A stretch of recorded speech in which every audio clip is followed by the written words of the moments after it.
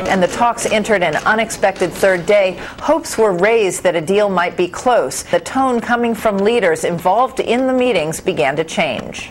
Well, we haven't done the deal yet. We haven't made this deal yet. So I think everybody will have to comment on it if and when we reach a successful conclusion and make their judgment about it then. The Iranians want sanctions lifted immediately on their oil and banking sectors and may not be satisfied with the West's proposal for a one-time infusion of $50 billion in cash that was frozen in European banks when the sanctions went into effect.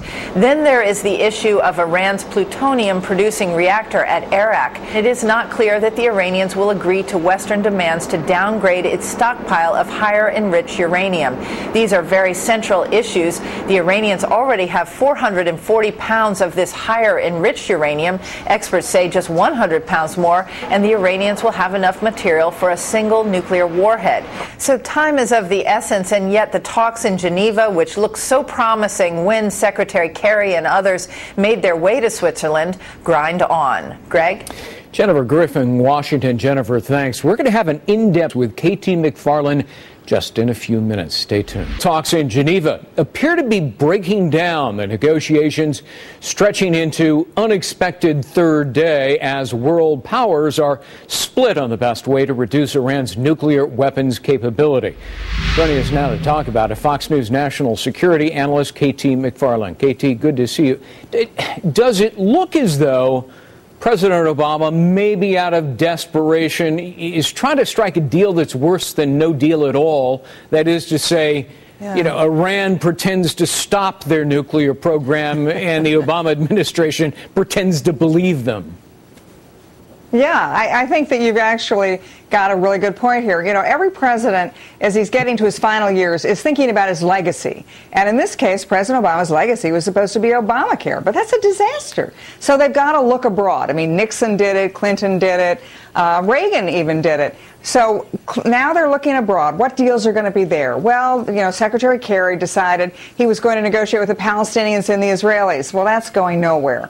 Obama thought maybe Syria, the red line on Syria. Well, that's blown up. So what's left? Iran. So they are desperate for this deal with Iran, and the Iranians know it. Yeah. So where we are now is that the United States and the West, we want Iran to roll back its nuclear program, and they're going to, at best, stop it in place. And stopping it in place, frankly, is not going to be good enough for Israel or for the other countries in the region. Well, that's right. I mean, they're talking about the West lifting some of the sanctions on Iran, but that would leave intact, actually, a substantial part of Tehran's nuclear weapons-making ability. So, in truth, what good is that? Well, they want their cake and they want to eat it too. So Iran wants us to lift sanctions so they can improve their economy, and they want to keep their nuclear weapons program. Why? Because that will make them the single most, the strongest hegemon in the Middle East. They want to run the Middle East and they want a better economy. So they're coming to us. Now, what are we likely to give them? Well, I think we've already indicated we're lifting the sanctions. In fact, there are some indications that the Obama administration has been easing the sanctions for the last several months. So the Iranians are already starting to get what they want. Now, at the end of the day, the problem with this is it's worse than no deal at all for the following reason. The other countries in the region, they're not going to look at a deal and say, oh, great, Iran's no longer going to be a nuclear weapons state. They're looking at the deal and saying, well, maybe technically Iran won't be, but in fact they are. So we are going to nuke up. We are going to get our own nuclear weapons. The Saudis have already said they've got on order. In fact, Obama's proliferation expert has said that the Saudis already have some on order from Pakistan. Turkey and Egypt will get on board with the same thing. Egypt. And what are you going to see then, Greg, in the Middle East?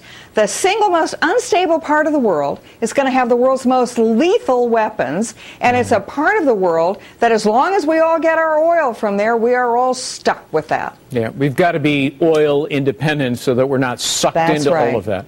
Look, Iran has so many centrifuges, and they're spinning away, and it's kind of hard to know where they all are. You know, it's kind of a shell game. And how far along they are in producing weapons-grade material, I'm not sure we exactly know. How close could they be, do you think? Well, most experts say that nobody's saying that they're more than a year away. Everybody's saying months, weeks, you know, some experts say one, some experts say another. But to put it into perspective, Greg, there are twice as many centrifuges in Iran than there are Starbucks in the United States. I mean, they are all over. They have the ability to make, you know, enough enriched uranium or even plutonium for nuclear weapons. And so the other countries in the region, no matter, unless there is major rollback of their program, the other countries in the region are going to proliferate. And the whole point of a deal with Iran was so that there would not be nuclear proliferation in the Middle East. And it's going to, in fact, encourage just the opposite. It'll encourage those countries. Why? Because the United States will look like we are blessing the Iranian program. All right. And I would assume the Israelis and Benjamin Netanyahu cannot stand for that. What are their options? Well, here's the problem with the poor Israel. You know, the Iranians, again, they by the way, they invented the game of chess, and they're really good at it. And so they have now got everybody checkmated. We're now negotiating with Iran. If Israel were to do some kind of military option, preemptive strike against Iran's nuclear sites, those negotiations would blow up. Now, who do you think President Obama is going to blame for that? He'll blame Israel, because that looks like Israel is going to, you know, take away Obama's great legacy. So Israel, I think that window for Israeli option, military option, has closed. That's why I think you're seeing that sort of desperate look on President Netanyahu's face. I mean, he knows that it's really going to be tough for Israel, anybody, to stop Iran at this point. Again, that's why it is so important to get our oil from someplace other than the Middle East. Quick question. We need to resume the U.S. missile defense program?